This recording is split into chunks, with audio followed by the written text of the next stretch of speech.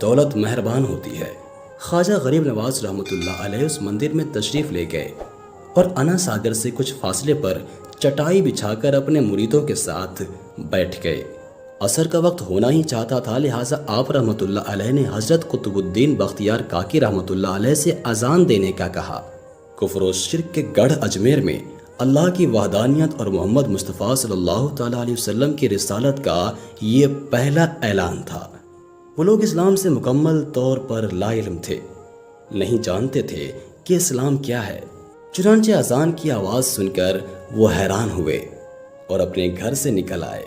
سب مسافروں نے انا ساگر کے پانی سے وضو کیا اور نماز پڑھنا شروع کیا۔ سب ہندو حیران رہ گئے کہ سب بھگوان تو اندر ہیں، تو یہ لوگ آنگن میں کس بھگوان کو سجدہ کر رہے ہیں؟ جب شام ہوئی تو راجا کے اونٹ جو دن میں چرنے کے لیے گئے ہوئے تھے اپنے چرواہوں کے ساتھ واپس آنے لگے۔ اتفاق سے جہاں حضرت خواجہ رحمۃ اللہ علیہ اپنے ساتھیوں کے ساتھ بیٹھے تھے وہ جگہ راجا کے اونٹوں کے بیٹھنے کی تھی۔ چرواہوں نے بابا صاحب رحمۃ اللہ علیہ سے کہا، اٹھو بابا، اونٹوں کے بیٹھنے کی جگہ خالی کرو۔ آپ رحمۃ اللہ علیہ نے فرمایا، اتنا میدان پڑا ہے، اونٹ تو کہیں بھی بیٹھ جائیں گے، کیوں مسافروں کو تنگ کرتے ہو؟ وہ نہ مانے اور مسلسل اصرار کرتے رہے کہ اونٹ اسی جگہ بیٹھیں گے۔ آخر انہوں نے بہت بدتمیزی سے کہا، یہ راجا کے اونٹوں کے بیٹھنے کی جگہ ہے اور ادھر راجا کے اونٹ ہی بیٹھیں گے، تم لوگ کہیں اور ڈیرا لگاؤ۔ آخر آپ رحمۃ اللہ علیہ نے اٹھتے ہوئے حضرت قطب الدین سے فرمایا، اٹھو قطب الدین، یہ کہہ رہے ہیں کہ اونٹوں کے بیٹھنے کی جگہ ہے، تو چلو اونٹ ہی بیٹھے رہیں۔ یہ کہہ کر آپ رحمۃ اللہ علیہ اپنے ساتھیوں سمیت وہاں سے اٹھ گئے۔ اگلی صبح جب اونٹوں کو چرائی کے لیے لے جانے کا وقت آیا اور چرواہوں نے اونٹوں کو اٹھانا چاہا تو انہیں پتہ چلا کہ اونٹ تو اٹھنے کے قابل ہی نہیں ہے۔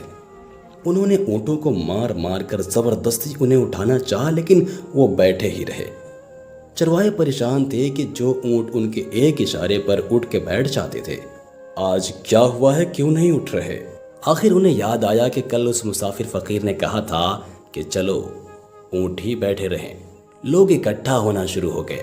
کوئی کہہ رہا تھا فقیر کوئی کامل جادوگر ہے، اور کسی نے خیال ظاہر کیا کہ وہ کوئی بھگوان کا اوتار ہے۔ دھیرے دھیرے بات راجا تک پہنچ گئی کہ ایک مسافر فقیر نے راجا کے اونٹوں پر جادو کر دیا ہے۔ راجا نے خواجہ صاحب کو پیغام بھیجا، تم کیسے فقیر ہو جو بے زبانوں کو باندھ کر رکھتے ہو؟ یہ بیچارے بھوک پیاس سے مر جائیں گے، اس لیے مہربانی کر کے اپنا جادو واپس لے لو۔ آپ رحمۃ اللہ علیہ نے فرمایا، ہم مسلمان ہیں اور مسلمان بد دعا نہیں کرتے، نہ ہی جادو کرتے ہیں۔ جاؤ کہو کہ جس کے حکم سے بیٹھے تھے اسی کے حکم سے اٹھ کھڑے ہو۔ اب جو جا کر اٹھایا تو اونٹ فوراً اٹھ گئے۔